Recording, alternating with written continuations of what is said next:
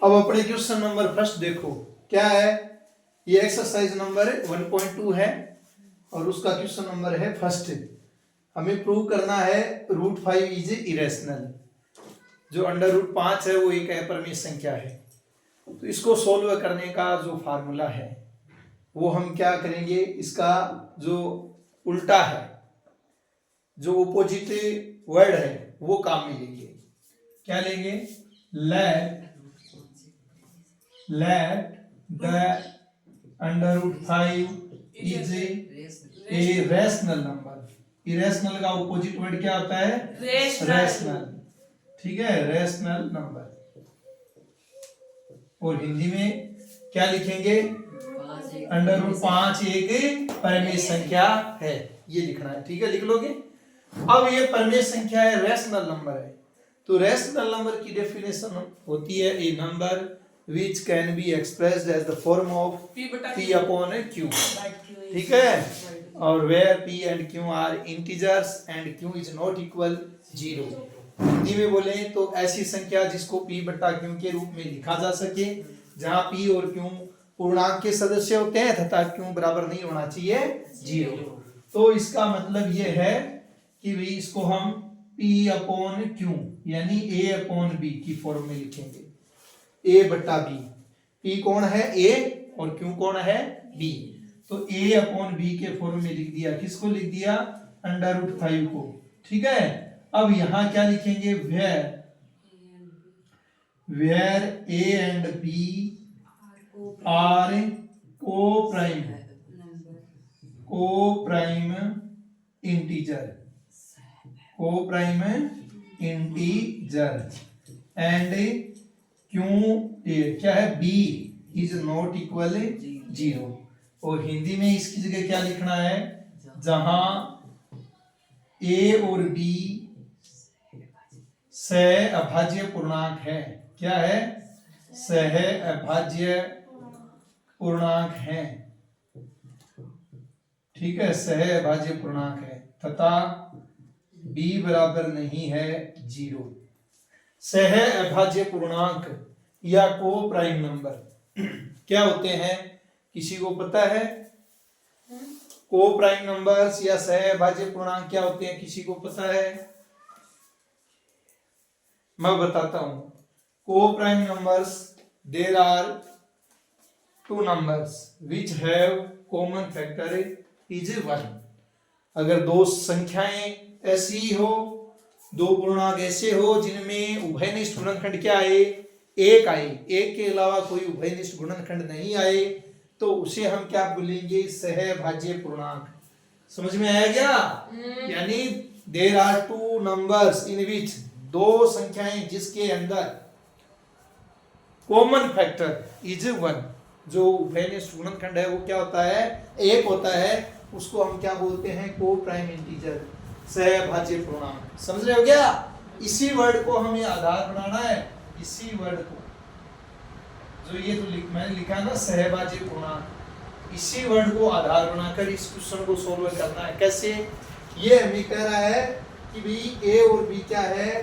को prime number है, सहभाज्य पूर्णांक है, यानी a और b में कॉमन फैक्टर क्या होना चाहिए? 1, एक होना चाहिए। उसके अलावा कोई कॉमन फैक्टर नहीं होना चाहिए। अगर a और b में एक के अलावा कोई कॉमन फैक्टर आ गया, 1 के अलावा कोई कॉमन फैक्टर आ गया, तो फिर ये क्या नहीं रहेगी? को प्राइम नंबर नहीं रहेगी। को प्राइम या सहभाज्य पूर्णांक नहीं रहेंगे। और को प्राइम नंबर नहीं रहेंगे तो हमने जो माना है ना रैशनल नंबर, ये भी नहीं रहेगा। और ये नहीं रहेगा तो क्या हो जाएगा? इरेशनल। तो यही थ्योरी हमें थोड़ी समझनी है।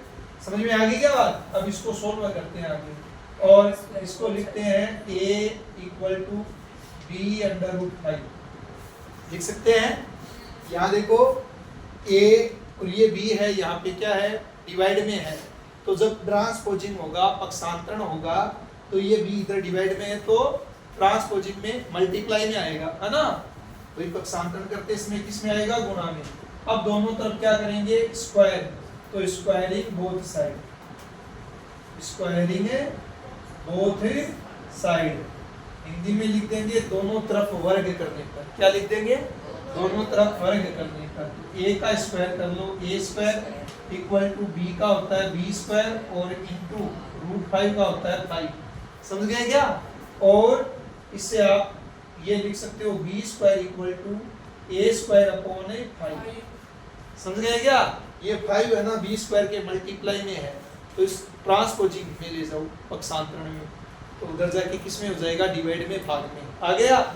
अब थ्योरम अप्लाई करते हैं। कौन सी थ्योरम है आपकी? 1.2।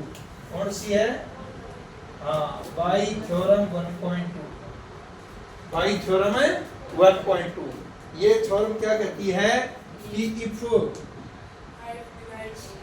a square is divisible by, if divisible by 5, then a is also divisible by 5। Hindi में क्या लिखेंगे? प्रमेय 1.2 से, प्रमेय 1.2 से यदि a स्क्वायर 5 से विभाजित है, यदि a स्क्वायर 5 से विभाजित है, 5 से विभाजित है, तो a भी 5 से विभाजित होगा, a भी 5 से विभाजित होगा। आई बात समझ में? तो इसका मतलब ये यहाँ इसको इक्वेशन नंबर 1 माननी है, ठीक है ना? ये आगे क्या है? इक्वेशन नंबर 1 लिख दो। और अब इसको हम क्या लिख सकते हैं कि a स्क्वायर 5 से डिविजिबल है, तो थ्योरम कहती है कि a भी किससे डिविजिबल होगा? किससे होगा? 5 से। और मान लो a 5 से डिविजिबल होता है, तो कोई ना कोई क्या आएगा? इंटीजर आएगा ना, उसको मान लो c, और आगे लिख दो लेट, और हिंदी वाला स्टूडेंट लिख देगा माना, ठीक है ना? और इससे a की वैल्यू फाइंड कर लो बच्चों। a इक्वल टू क्या हो गया? 5c। ये 5 ट्रांसपोजिंग में मल्टीप्लाई में आ गया, किसके? c के। अब a की वैल्यू 5c हो गई, ये वैल्यू आप सब्स्टिट्यूट कर दो किसमें? इक्वेशन नंबर फर्स्ट में, ठीक है? Substitute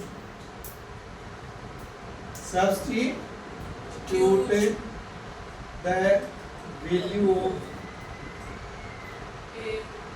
of a in equation first. और हिंदी वाला बच्चा लिख देगा a का मान समीकरण 1 में रखने पर लिख दोगे। अब समीकरण 1 को b square equal to a square upon 5 है ना, और a की जगह रख दो, क्या रख दो भैया? 5c का होल स्क्वायर अपॉन 5, और b स्क्वायर इक्वल टू 5 का स्क्वायर करो कितना हुआ? 25, और c का करो c स्क्वायर अपॉन 5। ये जो 25 5 से कैंसिल हो जाएगा, क्या आएगा? 5 ना, और इससे आप c स्क्वायर की वैल्यू फाइंड कर सकते हो, इसकी c स्क्वायर की। तो c स्क्वायर इक्वल टू क्या हो गया? b square upon 5। क्या आ गया? b square upon 5। आगे बात समझ में? अब ये थ्योरम वापस अप्लाई करेंगे बच्चों। कौन सी? थ्योरम 1.2। ध्यान से सुनो, यहाँ हमारे क्या है? c square equal to b square upon 5। तो थ्योरम 1.2 लिखेंगे, वो क्या है?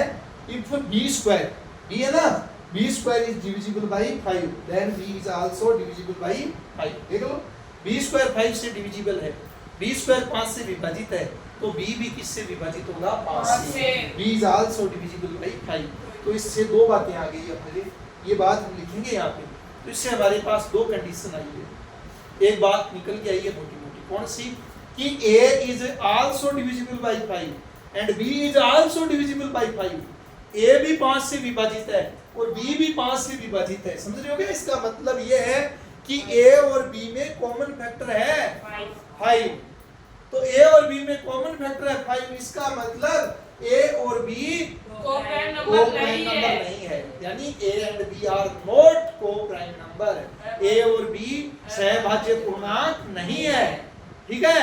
और सहभाज्य पूर्णांक नहीं है, तो फिर लिख देंगे कि यह हमारी उपरोक्त अवधारणा को क्या सिद्ध करता है? गलत है, ठीक है ना? यानी इससे कौन सी कंडीशन कोई वो बनी है? कंट्राडिक्शन की, विरोधाभास, ठीक है? तो बहुत ही ज्यादा इजी है, तो कुछ लिख देते हैं थोड़ा बहुत। और क्या लिखेंगे इसके बाद में, यहाँ लिख रहा हूँ बी स्क्वायर, वो लिख दो थोड़ा तो, by theorem 1.2 b square is divisible by 5, then b is also divisible by 5। और हिंदी वाला बच्चा क्या लिख देगा यहाँ पे, परिमेय 1.2 से बी स्क्वायर 5 से विभाजित है, तो बी भी 5 से विभाजित ही होगा। अब क्या लिखेंगे, क्या लिखेंगे अब कि भाई नहीं, ये लिखेंगे here here 5 is a common factor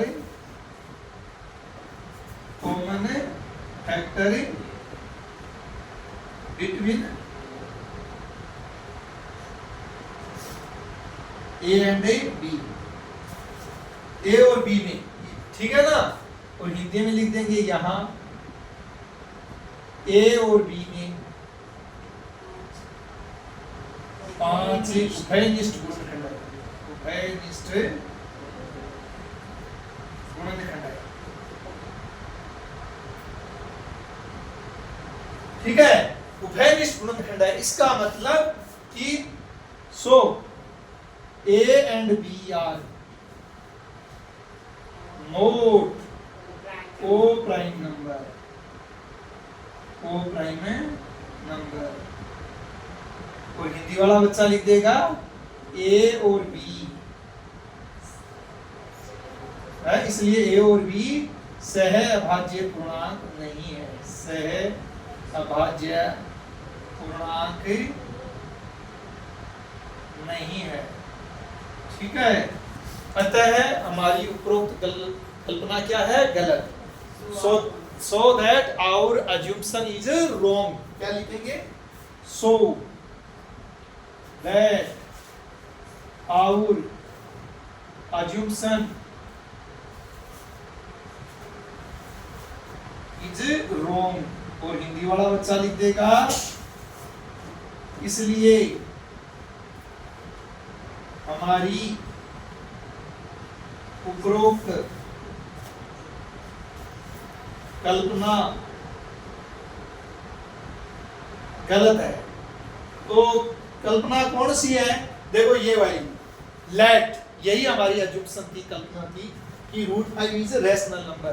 तो ये हमारी क्या अजम्पशन क्या हो गई, रॉन्ग हो गई, कल्पना गलत हो गई। तो सही क्या होगा, रैशनल नहीं है तो फिर क्या होगा, इरेशनल। तो hence √5 is a irrational number, irrational number। और हिंदी में लिखेंगे अतः √5 एक अपरिमेय संख्या है। तो देखो कितना इजी है। अब सुनो मेरी बात, ये √5 का है, इसी प्रकार से आपके लिए मैं दे रहा हूं √2 का। √2 को क्या प्रूव करना है, इरेशनल अपरिमेय संख्या, और √3 को और √7 को। ये तीनों नंबर क्या है, अपरिमेय है, इरेशनल है। इनको आपको प्रूव करना है इस विधि से, ठीक है ना। ये मैं आपको दे रहा हूं, करो।